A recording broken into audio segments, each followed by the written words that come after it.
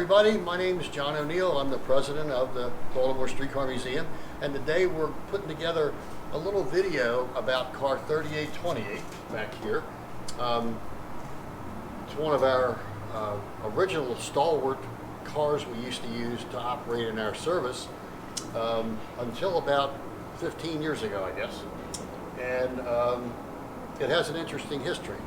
Back in 1902, the United Railways bought 110 of these and bought 110 open cars like 1164, which we also have in the collection. But in order to save money, they only bought 110 sets of trucks and motors. So what they used to do every spring, they would take these cars in, and these cars are nice. They have heaters, and maybe we'll look inside. Heaters in them, and they would take them into the car barn, jack them up, and they would roll the trucks out from it, disconnect the trucks and the chains that did the brakes. We'll talk about brakes in a minute.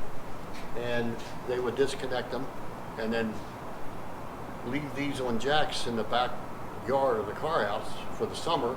And during the summer, the open cars, like 1164, would get the trucks back, and they would run all summer. And then in the fall, the opposite would happen. It was an idea to save money on the purchase of the equipment. Back then, labor must have been a lot cheaper than it is today, because that was the idea, and it worked. The open cars ran up until the early 20s, I think 1921.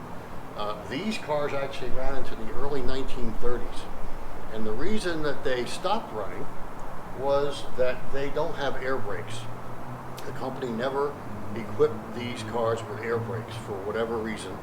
I don't know if they really wouldn't fit underneath of them or whatever. Seems like they would have. But the city passed an ordinance around 1932 or 33 that said all streetcars had to have power brakes, and these did not. So they took this car and 1164, and they were in their historical collection. And fortunately, we have both of them, and we fortunately have two sets of motors and trucks, so we don't have to jack them up and down. But during the winter, this car has what they call longitudinal seats, and it has nice heaters under each seat for winter use. Cars ran up until the early 30s on light lines. I think this one ran on the John Street line down in South Baltimore, and then they were mostly burned, except for this one that was added to the historic collection for us. So, like I said, we used to use it since we've been here at the museum in 1971. We used to use it particularly in our winter operations. And the problem with it is now that it has a wooden frame. It has big wooden members underneath of it for main frames. And the side frame that holds the roof up, the side members, are rotten.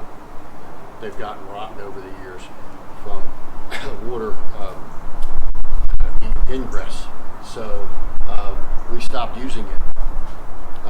In the early 2001, we got a professional assessment done of it. And the assessor at that point, who's since passed away, said that it would cost about $85,000 to repair the car, because it needs a lot of woodwork.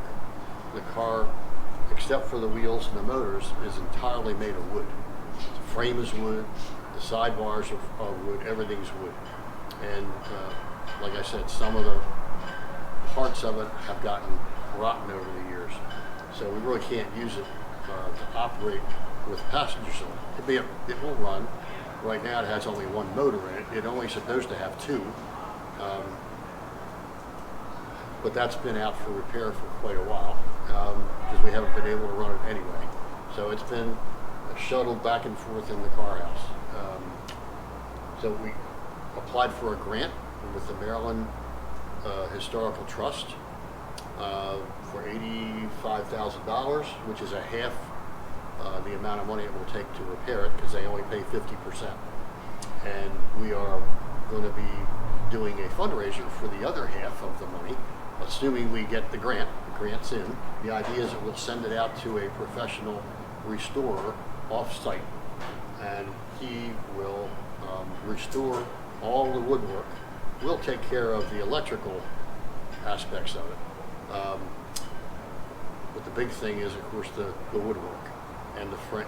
The frame underneath looks, I think, from what we saw, is in pretty good shape, except for the side members, and they're the ones that are rotten.